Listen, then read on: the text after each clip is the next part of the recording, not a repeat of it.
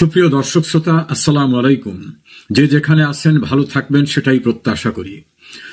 2024 সালের 5 অগস্ট প্রধানমন্ত্রী শেখ হাসিনাকে দেশ ছেড়ে চলে যেতে বাধ্য করা হয়। তখন কোটা বিরোধী আন্দোলনের নামে তার পদত্যাগ দাবি করা হয়, কিন্তু দীর্ঘদিন যাবৎ তিনি বলে আসছিলেন যে কোটা বিরোধী আন্দোলনের কোনো কারণ নেই আমাকে অভিযুক্ত করার, কারণ আমি 2018 সালে এই কোটা পদ্ধতি বাতিল করেছিলাম। ছাত্রদের দাবি সেটা তো আমি পূরণ করেছিলাম। হাইকোর্টের একটি রায় হয়েছে, সে রায়ের বিরুদ্ধে সরকার সুপ্রিম কোর্ট করেছে, রায় স্থগিত হয়ে গেছে এবং সেখানে চূড়ান্তভাবে ছাত্রদের পক্ষেই রায় হয়েছে। তারপর ওখানে আন্দোলন।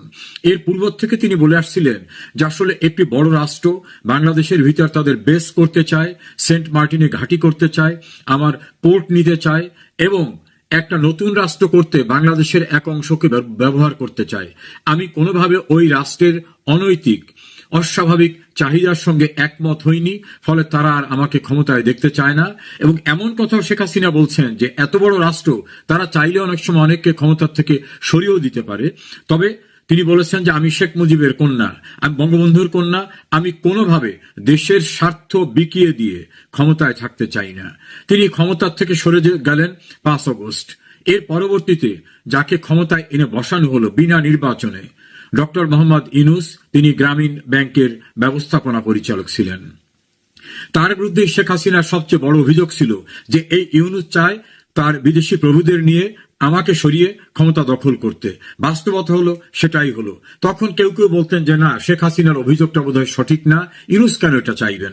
কিন্তু ইউনূস যখন নিজে স্বীকারোক্তি করলেন, তিনি যখন নিজে স্বীকার করে বললেন যে শেখ হাসিনার ক্ষমতার পরিবর্তন ঘটানোটা এটা হঠাৎ করে কোনো কিছু হয়নি, এটা মেটিকুলাস ডিজাইনের মধ্য থেকে করা হয়েছে, অর্থাৎ সুপরিকল্পিত পরিকল্পনার ভিতর থেকে, এটাকে আরো সহজে বলতে পারি দীর্ঘ ষড়যন্ত্রের মধ্য থেকে তাকে সরানো হয়েছে।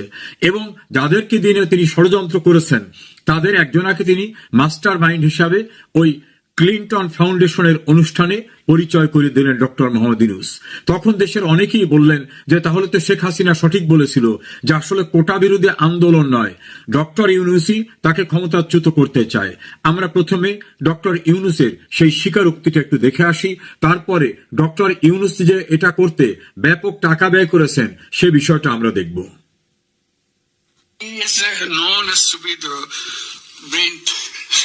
Behind the whole revolution. So he denies it repeatedly. He said not me, many others, but that's how he's recognized that he's the brain behind the whole thing. It's amazing, meticulously designed thing. It's not just suddenly came, it's not like that. Very well designed. Even the leadership pattern, people don't know who the leaders. So you can't catch one and say, okay, it's over. তাহলে দর্শক শ্রোতা, আপনারা দেখলেন doctor Mohammad Yunus বলতেছেন যে দীর্ঘ meticulous ডিজাইনের মধ্য থেকে এটা করা হয়েছে। এটা এমন নয় যে হঠাৎ করে কোনো কিছু ঘটে গেছে। এবং কিভাবে করা হচ্ছে, নেতৃত্বকে সে বিষয়টাও কেউ জানতো না। অর্থাৎ শেখ হাসিনা যে অভিযোগটা তার বিরুদ্ধে করেছিলেন সেই অভিযোগটা তিনি উচ্ছ্বসিত হয়ে মার্কিন সাবেক প্রেসিডেন্ট বিল ক্লিন্টনের যে একটা প্রতিষ্ঠান আছে ক্লিন্টন ফাউন্ডেশন, সেখানে গিয়ে তিনি সেটা স্বীকার করলেন। এখন এই ক্ষেত্রে যে তিনি বিদেশিদের ব্যবহার করেছেন, টাকা ব্যয় করেছেন, এই অভিযোগটা শেখ হাসিনার ছিল। আমরা সেই ক্ষেত্রে আর একটি সাক্ষ্য আপনাদের দেখাতে চাই। সর্ব ইউরোপীয় জামাতের যিনি মুখপাত্র, তিনি এই ঘটনার সঙ্গে সম্পৃক্ত ছিলেন। জামাত ইসলামী এবং ইউনূস যৌথভাবে যে শেখ হাসিনাকে উচ্ছেদের জন্য কাজ করেছেন এবং ব্যাপক টাকা ব্যয় করেছেন, এই বিষয়টি তার একটি প্রকাশ্য স্বীকারোক্তি আমি আপনাদেরকে শোনাতে চাচ্ছি।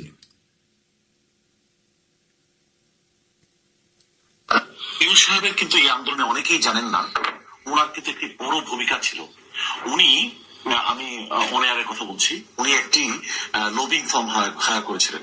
ওই লবিং ফার্মের সাথে আমরাও কাজ করতাম, অর্থাৎ ওই লবিং ফার্মকে আমরাও ব্যবহার করেছি। ওনার টাকা খরচ করে, ওনার প্রতিষ্ঠানের টাকা খরচ করে শেখ হাসিনার বিরুদ্ধে উনি টাকা খরচ করে বিদেশের মাটিতে নট অনলি উনি পার্সোনালি কাজ করেছেন, উনি লবিং ফার্ম হায়ার করে কাজ করেছেন। যে কয়েকটা গোষ্ঠী আওয়ামী লীগ সরকারের ফ্যাসিজমের বিরুদ্ধে আন্তর্জাতিক বিশ্বে কাজ করেছে, জামাত এবং ডক্টর ইউনূস হচ্ছে তারা দুইটা স্টেক হোল্ডার্স। সুতরাং ডক্টর ইউনূস এই যে কাজগুলো করেছেন, আমি কিন্তু সেখানে টার্মস দেখেছি, তারা কোন টার্মস এর ভিত্তিতে এগ্রিমেন্টটা করেছে। তো বিদেশি লবিং ফার্মরা তো অনেক টাকা চার্জ করে, তো সেখানে রিটেন এগ্রিমেন্ট হয়। ইউনূস সাহেবের কিন্তু এই আন্দোলনে অনেকেই জানেন না, ওনার কিন্তু একটি বড় ভূমিকা ছিল। উনি, আমি অনেয়ারের কথা বলছি, উনি একটি লবিং ফার্ম হায়ার করেছিলেন। ওই লবিং ফার্মের সাথে আমরাও কাজ করতাম, অর্থাৎ ওই লবিং ফার্মকে।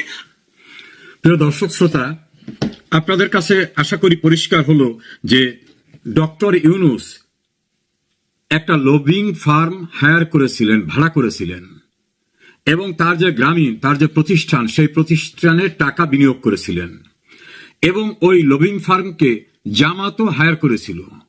সেখানে আবু বক্কর মোল্লা, জামাত ইসলামীর সর্ব ইউরোপীয় মুখপাত্র, তিনি বলছেন কি কি টার্মস ছিল ওই লবিং ফার্ম ইনগেজ করায়, অর্থাৎ অনেক টাকা দিতে হয়, এই জন্য কি কি কাজ করবে লবিং ফার্ম, সেই যে শর্তগুলো ছিল সেগুলো তিনি দেখেছেন। এবং তিনি পরিষ্কারভাবে বলছেন যে ডক্টর ইউনূস সম্পর্কে অনেকেই জানে না। শেখ হাসিনার বিরুদ্ধে যে আন্দোলন, অর্থাৎ শেখ হাসিনাকে ক্ষমতাচ্যুত করার ক্ষেত্রে ডক্টর ইউনূসের গুরুত্বপূর্ণ ভূমিকা ছিল। তিনি বিদেশে বসে বিদেশিদের ম্যানেজ করা লবিং ফার্ম নিয়োগ করা এবং বিপুল টাকা ব্যয় করেছেন যৌথভাবে জামাত ইসলামী এবং ডক্টর মোহাম্মদ ইউনূস। আপনারা কি বুঝলেন? ডক্টর মোহাম্মদ ইউনূস নামাজ রোজা করেন কিনা জানি না, কিন্তু জামাত ইসলামের সঙ্গে ঐক্যবদ্ধভাবে বিদেশি ফার্ম বিনিয়োগ করে, লবিস্ট বিনিয়োগ করে, বিপুল পরিমাণ টাকা বিনিয়োগ করে, বিদেশকে ব্যবহার করে শেখ হাসিনাকে ক্ষমতাচ্যুত করেছেন। এটা তিনি নিজে যেমন ক্লিন্টন ফাউন্ডেশনে বললেন যে লং মেটিকুলাস ডিজাইনে, বিগেস্ট মেটিকুলাস ডিজাইনে এগুলো করা হয়েছে। নাথিং ওয়াজ হ্যাপেন্ড সাডেনলি, অর্থাৎ হঠাৎ করে কোনো কিছু ঘটে নাই। আর জামাত ইসলামীর সর্ব ইউরোপীয় মুখপত্র মোল্লা সাহেব বললেন টার্মস কন্ডিশনও তিনি দেখে দিয়েছেন, এবং ওই ফার্মকে জামাত ইসলামেও ব্যবহার করত। তাহলে জামাত এবং ডক্টর ইউনূস যৌথভাবে বিদেশি ফার্ম বিনিয়োগ করে, বিদেশিদের ম্যানেজ করে এবং দেশের ভিতরে পরিকল্পিতভাবে সবকিছু করে দীর্ঘদিনের ষড়যন্ত্রের মধ্য থেকে শেখ হাসিনাকে ক্ষমতাচ্যুত করেছে। শেখ হাসিনা যে অভিযোগটা এনেছিলেন, সে অভিযোগ এখন তারাই স্বীকার করেছেন। এরপরে কি আর কিছু বলার অবকাশ আছে? শেখ হাসিনা, বিদেশি ষড়যন্ত্র এবং বিদেশিদের প্রতিভূ যারা দেশে থাকে, ডক্টর ইউনূস, জামাত ইসলাম, তাদের যৌথ ষড়যন্ত্রে ক্ষমতার থেকে সরে যেতে বাধ্য হন। এটাই হচ্ছে বাস্তবতা। আন্দোলন, কোটা বিরোধী আন্দোলন, এগুলো কথার কথা। আশা করি আমার নিজের কথা নয়, তাদের স্বীকারোক্তির মধ্য থেকে আপনাদের কাছে পরিষ্কার হয়েছে বিদেশিদের মাধ্যমে শেখ হাসিনাকে ক্ষমতাচ্যুত করা হয়েছিল। দেশের কোটা বিরোধী আন্দোলন ছিল নামমাত্র, কারণ ওই আন্দোলনের, তথাকথিত আন্দোলনের নেতারা নিজেরাই বলেছেন 5 তারিখে শেখ হাসিনার পতন না হলে তারা অস্ত্র হাতে তুলে নিতেন। তারাই স্বীকারোক্তি করে বলেছেন মেট্রো রেল, পদ্মা সেতু, বিটিভি ভবনে আমরাই আগুন দিয়েছি। তারাই স্বীকার করে বলছেন আমরা পুলিশকে না মারলে আমাদের আন্দোলন বেগবান হতো না। এবং তাদের ইনকলাব মঞ্চের এক নেতা তো পরিষ্কারভাবে বলছেন আমাদের টার্গেট তো ছিল মুক্তিযুদ্ধের চেতনাকে পরাজিত করা, সেটা তো আমরা করেছি। বাংলাদেশে যারা মুক্তিযুদ্ধের চেতনায় বিশ্বাস করেন, যে যে দলই করেন না কেন, আপনাদেরকে এখনো বুঝতে বাকি আছে শেখ হাসিনা ব্যক্তি নয়, মুক্তিযুদ্ধের পক্ষের সবচেয়ে বড় শক্তিকে সরিয়ে দিয়ে দেশটাকে আবার পাকিস্তান স্টাইলে নিয়ে যেতে চায়। জাপানের একটি পত্রিকা তো সেভাবেই সংবাদ পরিবেশন করছে যে বাংলাদেশ কি পাকিস্তানেই যাচ্ছে। এই অবস্থার থেকে পরিত্রাণের জন্য মুক্তিযুদ্ধের পক্ষের সকলকে সেই 71-এর মতো আবার ঐক্যবদ্ধ হওয়া ছাড়া কোনো বিকল্প আছে? কোনো বিকল্প নাই। শেখ হাসিনা দেশের স্বার্থ বিকিয়ে দিলে তিনি এখনো প্রধানমন্ত্রী থাকতেন। যেটা তিনি বলেছিলেন সেটা তিনি প্রমাণ করলেন যে দেশের স্বার্থ বিকিয়ে দিয়ে আমি ক্ষমতায় থাকতে চাই না। এই দৃঢ়তা তিনিই দেখিয়েছেন। শুধু হিন্দু নয়, হিন্দু এবং অত্যাচারিত মুসলমান যারা হিন্দু, খ্রিস্টান, বৌদ্ধ